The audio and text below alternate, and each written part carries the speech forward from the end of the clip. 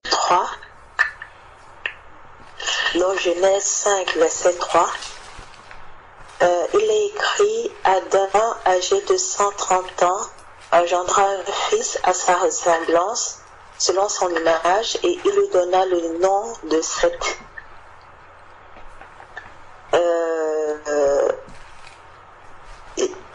Je ne comprends pas pourquoi ici on précise que c'est selon son image. Pourtant, Adam a eu d'autres fils. Amen.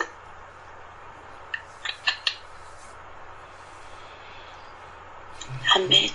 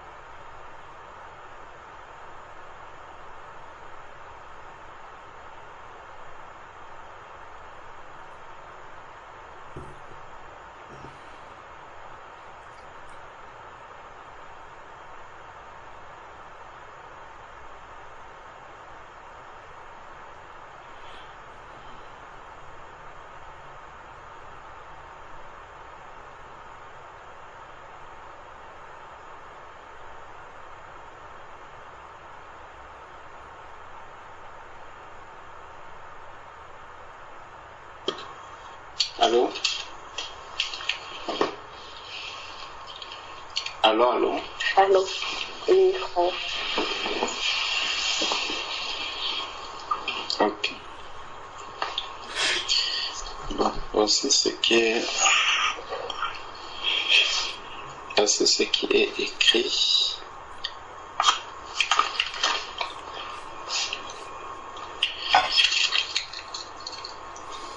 Voici le livre de la postérité d'Adam.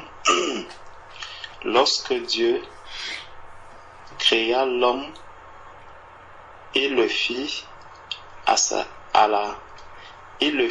la ressemblance de Dieu. Il le fit à la ressemblance de Dieu. Il créa l'homme et la femme. Il les bénit et il les appela du nom d'homme lorsqu'ils furent créés. Adam, âgé de 130 ans, engendra un fils à sa ressemblance, selon son image. À sa ressemblance, selon son image. La première fois où on nous parle de l'image, c'est encore dans Genèse. Donc on va aller voir un peu dans le livre de Genèse. On va aller regarder dans le livre de Genèse comment le Seigneur parle, ce que le Seigneur entend par image. Bon, Genèse chapitre 1 verset 26 à 27. Dieu dit, faisons l'homme à notre image, selon notre ressemblance, et qu'il domine sur les poissons de la mer, sur les oiseaux du ciel, sur le bétail, sur toute la terre et sur tous les reptiles qui rampent sur la terre. Dieu créa l'homme à son image. Il le créa à l'image de Dieu. Donc l'homme à la création, il est à l'image de Dieu. Donc Dieu, en créant l'homme, tout au début là, il porte l'image de Dieu. Et ici, au chapitre 3, verset c'est chapitre 5, verset 3, justement, on nous dit, Adam, âgé de 130 ans, engendra un fils à sa ressemblance, selon son image, et il lui donna le nom de Seth. Bon.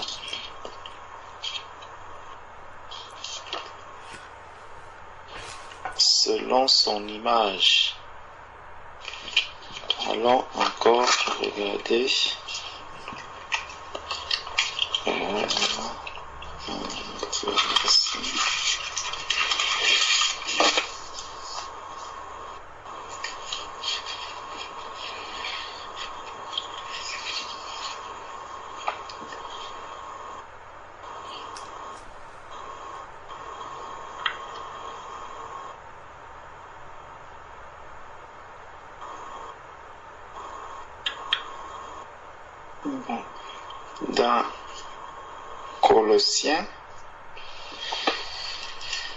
Dans Colossiens chapitre 1 verset 15.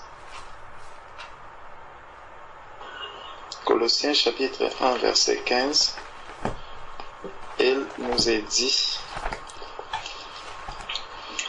il est l'image du Dieu invisible, le premier-né de toute la création. Et on nous explique donc pourquoi il est l'image du Dieu invisible. On nous dit, car en lui ont été créées toutes les choses qui sont dans les cieux et sur la terre, les invisibles, les visibles et les invisibles, les trônes, dignités, domination, autorité, tout a été créé par lui et pour lui.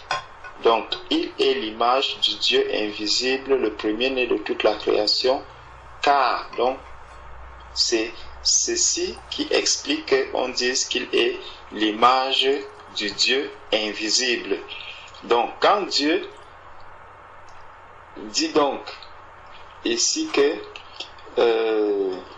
bon, on peut encore regarder avant de donner une conclusion.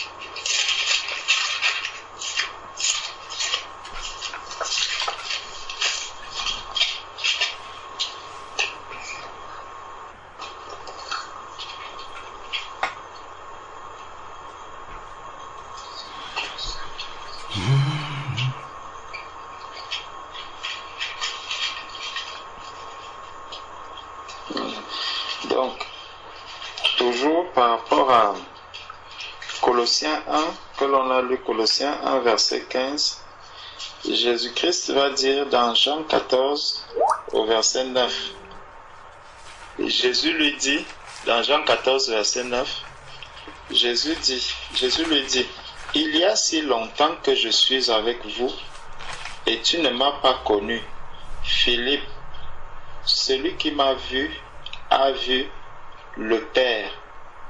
Comment dis-tu, montre-nous le Père?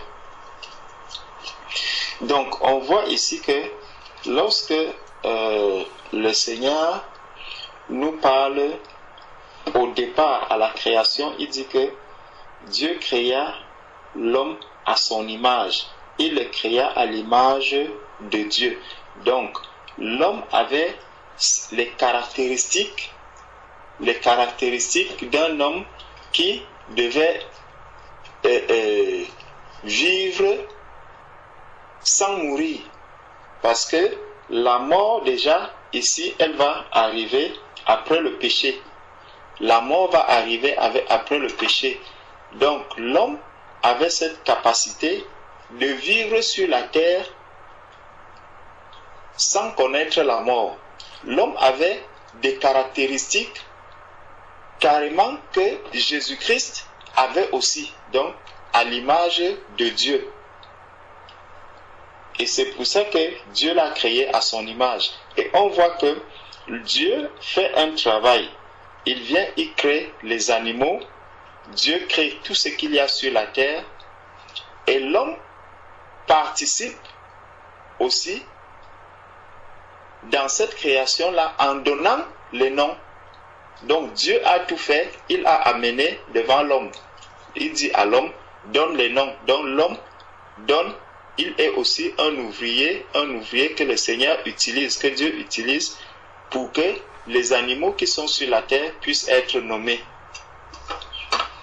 Donc on voit la participation de l'homme vraiment dans le travail que Dieu est en train de faire. Donc, lorsque le péché arrive donc sur la terre, cette image de Dieu que l'homme avait au départ, cette image de Dieu-là, l'homme va la perdre. En ce sens que l'homme va connaître maintenant la mort. L'homme peut maintenant mourir parce qu'il a péché. L'homme va maintenant souffrir parce que quand on regarde ce qui arrive à l'homme après le péché, lorsque le péché est arrivé dans le jardin d'Éden. Donc, on va lire Genèse chapitre 3. Dans Genèse chapitre 3, à partir du verset 7, les yeux de l'un et de l'autre s'ouvrirent. Ils connurent qu'ils étaient nus. Voilà. Donc, ils vont maintenant connaître qu'ils sont nus. Donc, on commence déjà à voir la manifestation charnelle de l'homme. Donc la chair commence maintenant à se manifester. La nudité commence à apparaître. Les yeux de l'un et de l'autre s'ouvrirent. Ils connurent qu'ils étaient nus. Donc c'est là qu'ils commencent à comprendre qu'ils étaient nus. Donc, or, avant, ils n'avaient pas la connaissance de la nudité. Pour eux, la nudité n'existait pas. La nudité n'existait pas. Et ayant cousu des feuilles de figuier, ils s'en firent des ceintures. Alors ils entendirent la voix de l'Éternel Dieu qui parcourait le jardin vers le soir, et l'homme et sa femme se cachèrent loin de la face de l'Éternel Dieu au milieu des arbres du jardin. Mais l'Éternel Dieu appela l'homme et lui dit, où es-tu? Ce qui est impressionnant, c'est que, bon, si on regarde un peu derrière, lorsque on regarde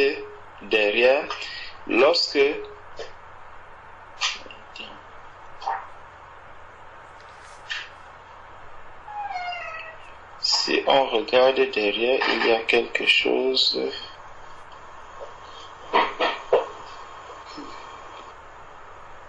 Voilà.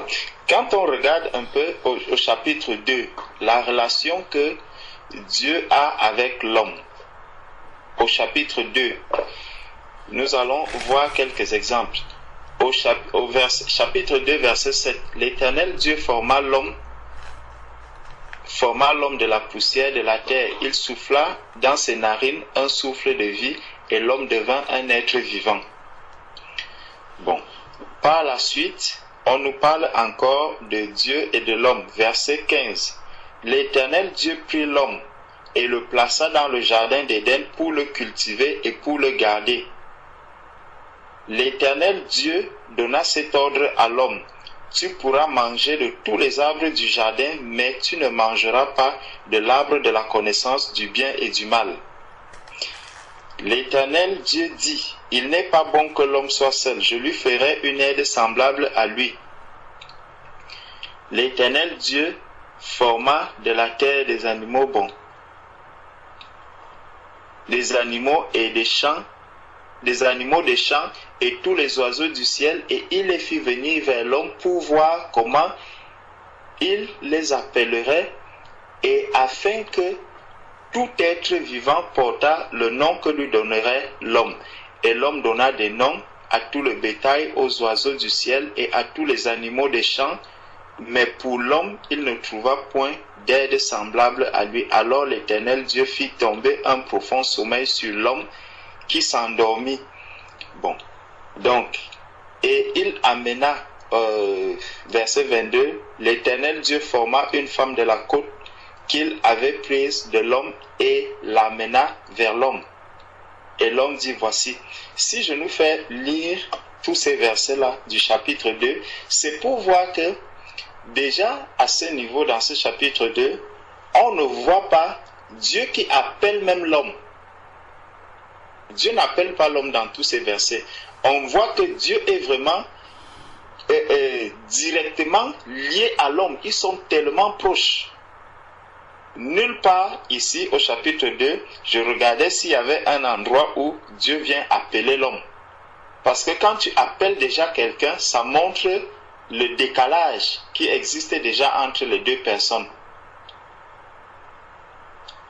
Quand Jésus appelle ses disciples, il appelle Pierre et autres, c'est parce qu'ils ne sont pas encore côte à côte, ils ne sont pas encore proches, ils ne sont pas encore liés.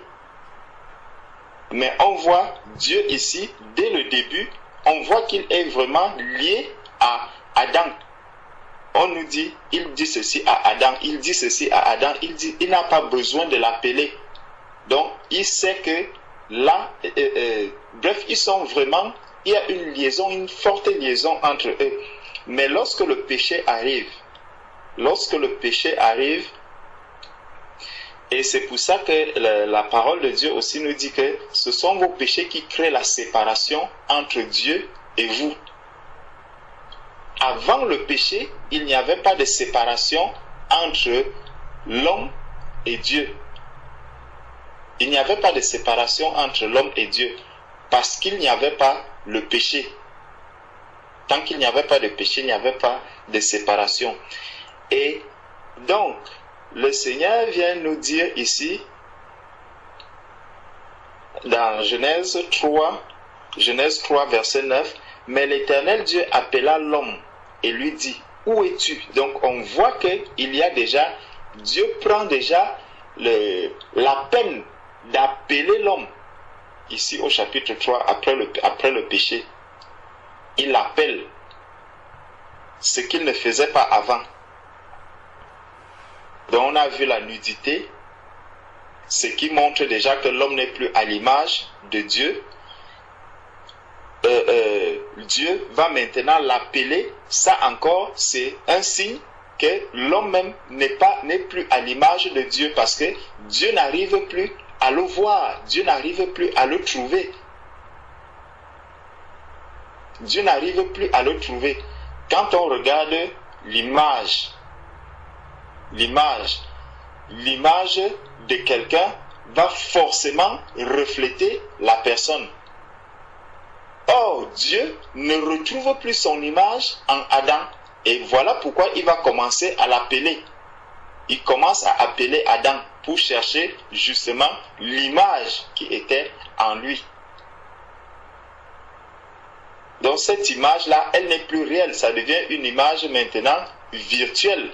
Elle n'est plus, ce n'est plus la réelle image qu'il avait, que Adam a reçue au départ. Parce qu'il y a toutes ces choses maintenant qui commencent à créer la séparation, la séparation entre Adam et Dieu et son Créateur. Donc, on continue. Attendez.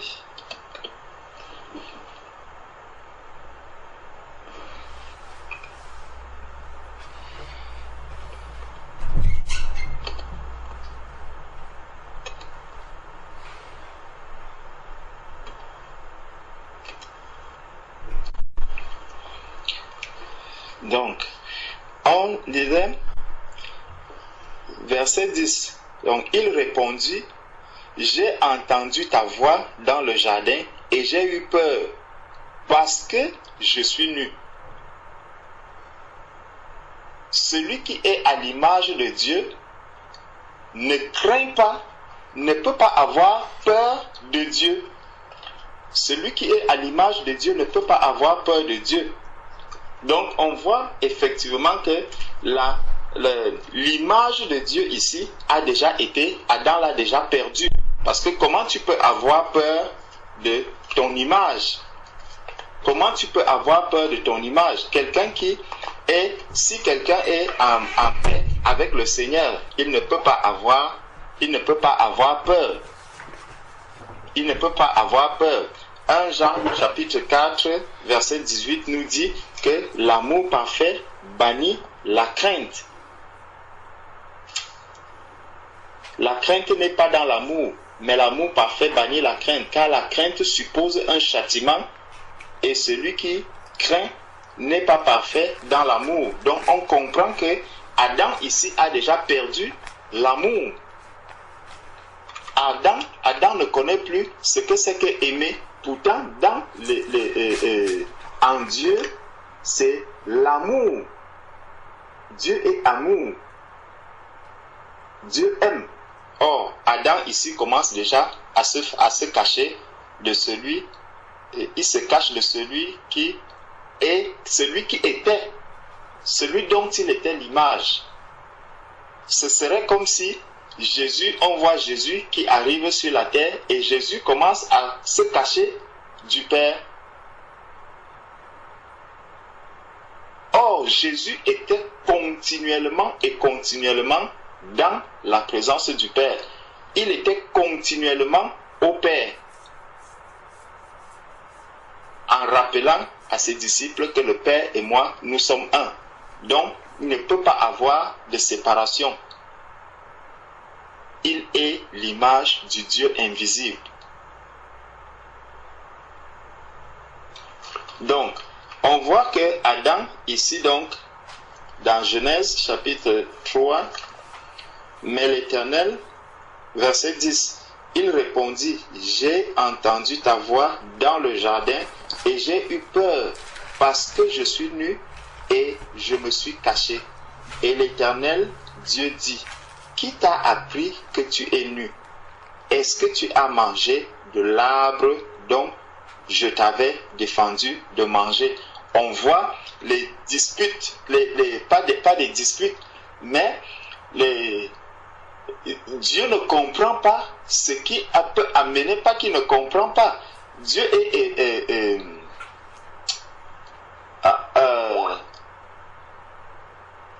Dieu voit, il voit un peu ce que Adam a perdu.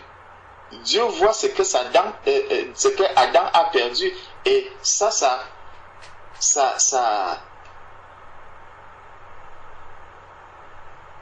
je ne sais pas quelle expression utiliser, mais il voit la perte que Adam vient de subir, la perte que Adam vient de subir. Et l'Éternel Dieu dit, qui t'a appris que tu es nu? Est-ce que tu as mangé de l'arbre dont je t'avais défendu? L'homme répondit, la femme que tu as mise auprès de moi. Donc on peut lire par la suite, on voit tout ce qui va s'en suivre là, par la suite avec Adam, avec le premier Adam. Donc, Adam qui était à l'image de Dieu va perdre donc l'image de Dieu. Il va perdre cette image de Dieu pour avoir une autre image qui n'est plus celle du Dieu qui ne connaît pas la mort, du Dieu qui ne manifeste pas tout ce que Adam commence à manifester maintenant. Donc, dans Genèse chapitre 5, verset 3, où on nous parle encore, où on nous précise encore ici que Seth était à l'image de son père. Adam, âgé de 130 ans, engendra un fils à sa ressemblance, selon son image, et lui donna le nom de Seth. Donc, les jours d'Adam après la naissance de Seth furent... Donc, moi, je comprends par là que c'est vraiment... Seth avait les caractéristiques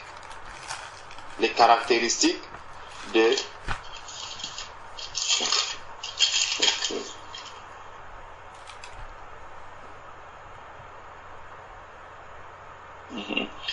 Seth avait les caractéristiques de son père. Les caractéristiques de son père en ce sens que il devait aussi mourir, parce que quand on regarde Jésus-Christ, pourquoi je nous prends l'exemple de Jésus-Christ. Jésus-Christ on nous dit qu'il est à l'image du Dieu invisible. Il est à l'image du Dieu invisible. Bon, si on regarde l'image comme étant, la différence avec la ressemblance, la nuance avec la ressemblance, c'est que Jésus est l'image du Dieu invisible. Mais au niveau de la ressemblance, Jésus a une chair. Il a un homme, il a une chair, il va connaître la souffrance, parce que dans les temps difficiles qu'il va passer sur la terre et tout. Donc là, il est 100% homme. Il est 100% homme. Mais à l'image du Dieu invisible, en ce sens qu'il a toutes les caractéristiques et tous les critères de Dieu. Adam avait les critères de Dieu, les caractéristiques de Dieu au départ, mais il les a perdus après le péché. C'est pour ça que dans Ésaïe 59, il nous dit que ce sont vos crimes qui mettent une séparation entre Dieu et nous. Donc Seth aussi, ici, avait les caractéristiques de son père qui est Adam. Et le Seigneur va nous dire par la suite, c'est pour ça que même tous ceux qui sont sur la terre, qui n'ont pas encore connu le Seigneur, sont à l'image du premier Adam. Ils sont à l'image d'Adam. Ils sont à l'image d'Adam. Parce qu'il y a le péché qui est là et qui crée cette séparation. Tandis qu'avec la nouvelle naissance vient nous donner maintenant d'avoir la ressemblance, de ressembler à Christ. Nous ressemblons maintenant à Christ. C'est pour ça que Paul va dire, ce n'est plus moi qui vis, c'est Christ qui vit en moi. Donc l'image de Christ est totalement formée. Je dis que pour que nous soyons, que Christ soit totalement formé en nous après la nouvelle naissance. Donc ma sœur, voilà ce que je pouvais dire par rapport à cette question. Amen. Amen. Amen. Je propose de lire le psaume 51, verset 7. Psaume 51, verset 7.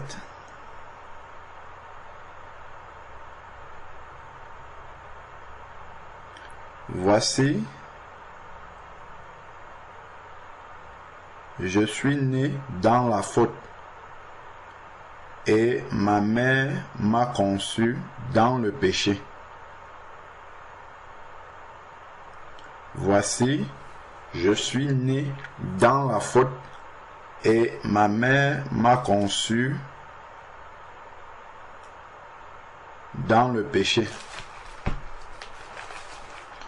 Ensuite, Romains, chapitre 5, verset 12.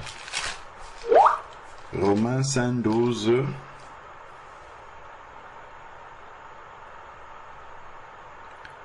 C'est pourquoi,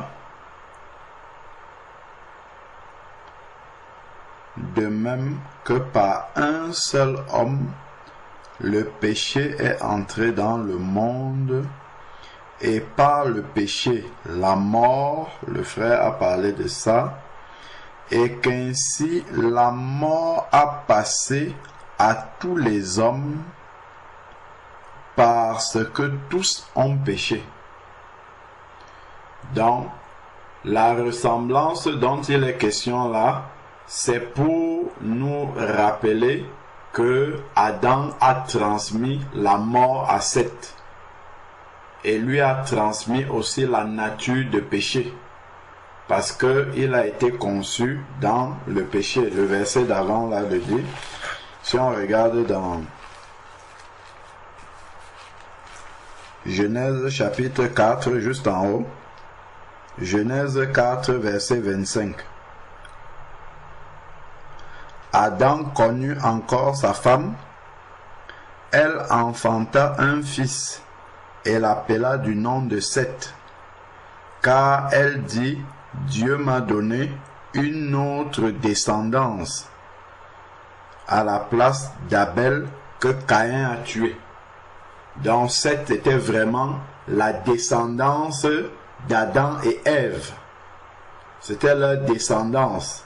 Et ayant été conçu à l'image d'Adam, donc à l'image d'Adam, mortel, et pécheur.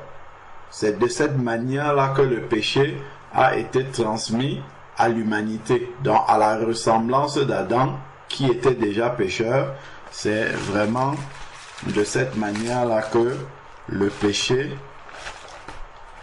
est venu jusqu'à nous. Et ça introduit déjà l'œuvre de la croix. Donc il a fallu que Jésus-Christ vienne pour redonner la ressemblance de Dieu à l'être humain.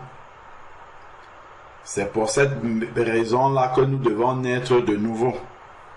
Pour que la ressemblance d'Adam meure en nous et que nous ayons désormais la ressemblance de Christ qui lui-même est la ressemblance de Dieu. Il est l'image du Dieu invisible. Donc, nous aussi, nous devenons l'image du Dieu invisible lorsque nous recevons Christ.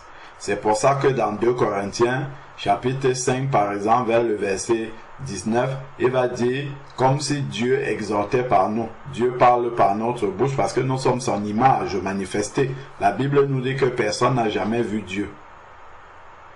Donc, les gens voient Dieu au travers de nous.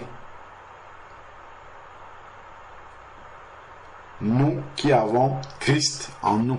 Parce que ce n'est plus nous qui vivons, mais c'est Christ qui vit en nous. Donc, voilà un peu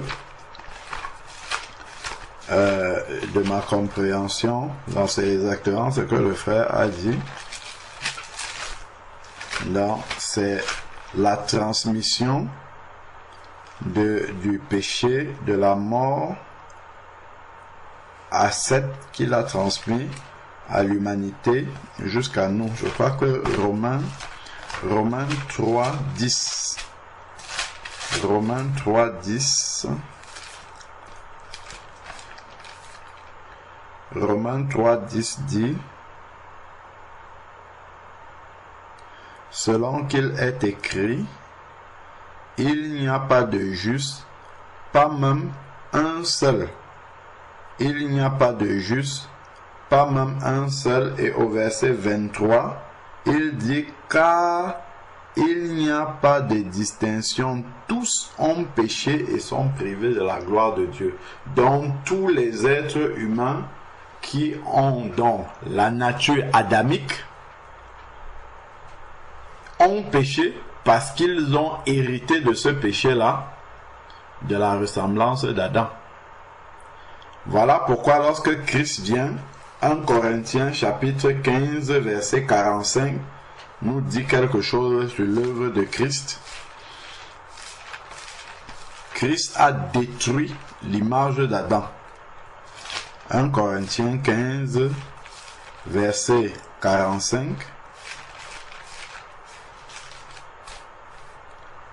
C'est pourquoi il est écrit, le premier Adam devint un être vivant, le dernier Adam est devenu un esprit vivifiant. Le dernier Adam, il parle de Christ, est devenu un esprit vivifiant, puisque Christ est esprit.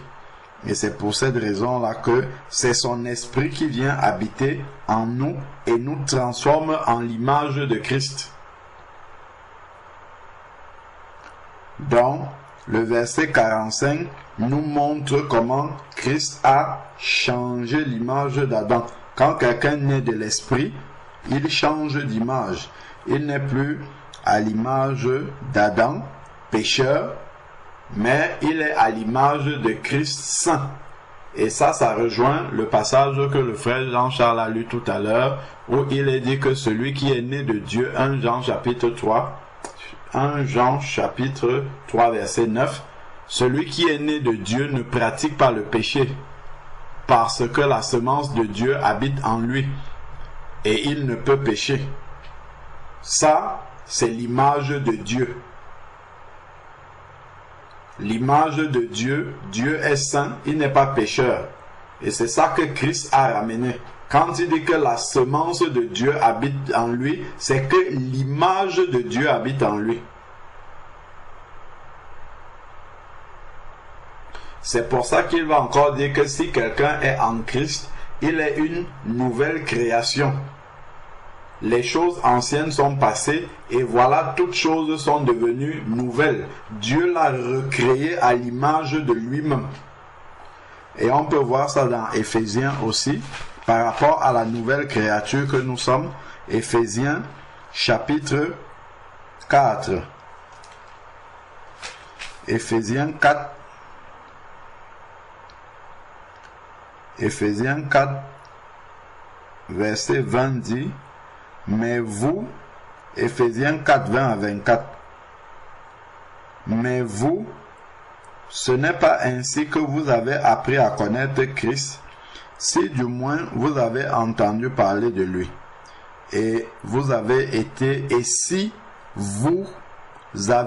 été instruit en lui conformément à la vérité qui est en Jésus-Christ. C'est-à-dire, vous dépouillez à cause de votre conduite du passé, de la vieille nature qui se corrompt par les convoitises, être renouvelé par l'Esprit, c'est-à-dire recevoir le Saint-Esprit dans votre intelligence et revêtir la nature nouvelle. Voilà la nouvelle création. Comment est-ce qu'elle a été créée? Selon Dieu, à l'image de Dieu. C'est ça. La nouvelle création a été, la nouvelle créature que nous sommes, a été faite à l'image de Dieu. Dans la nouvelle naissance, c'est nous redonner, nous recréer à l'image de Dieu, image que Adam a perdue, et il a transmis la mauvaise image à Seth. La mauvaise ressemblance, qui n'est plus la ressemblance de Dieu, mais la ressemblance d'Adam pécheur. Et donc la nouvelle naissance ici vient pour recréer des personnes à l'image de Dieu, comme le premier Adam. Le Adam initial qui n'avait pas péché. Donc, la nature nouvelle créée selon Dieu, donc à l'image de Dieu. Et comment Dieu est? Il est juste et il est saint. Et il est vérité. Selon Dieu, à l'image de Dieu, dans une justice et une sainteté que produit la vérité. Ça, ce sont les caractéristiques de Dieu. Juste, saint et vérité. Christ a dit, je suis le chemin, la vérité et la vie. Donc, on a vu là comment la nouvelle naissance amène cette création à l'image de Dieu. Nous avons ça aussi dans Jean chapitre 14. Jean chapitre 14 nous parle aussi de la restauration de la ressemblance de Dieu. Jean chapitre 14.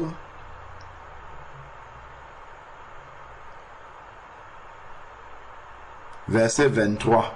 Jean 14, verset 23 dit, Jésus lui répondit, si quelqu'un m'aime, il gardera ma parole et mon Père l'aimera. Nous viendrons vers lui et nous ferons notre demeure chez lui. Donc le Père va venir habiter en lui pour lui donner l'image du Père, puisque le Père, lui, il est invisible. Quand le Père va venir habiter en lui, il va devenir l'image du Père. C'est pour ça que je disais, tel que Jésus-Christ est l'image du Dieu invisible, celui qui est né de nouveau devient aussi l'image du Dieu invisible. C'est pour ça que ce n'est plus nous qui vivons, mais c'est Christ qui vit en nous. Ce sont des choses qui sont vraiment difficiles à admettre de notre part. Parce qu'on se regarde nous, et puis on sait comment nous sommes, et on se dit que c'est impossible. Alors que ça, c'est l'œuvre que Christ a accomplie en nous. Quand nous arrivons quelque part, nous sommes l'image du Dieu invisible. Hein? Là où nous sommes l'image du Dieu invisible. Puisque Christ n'est plus là.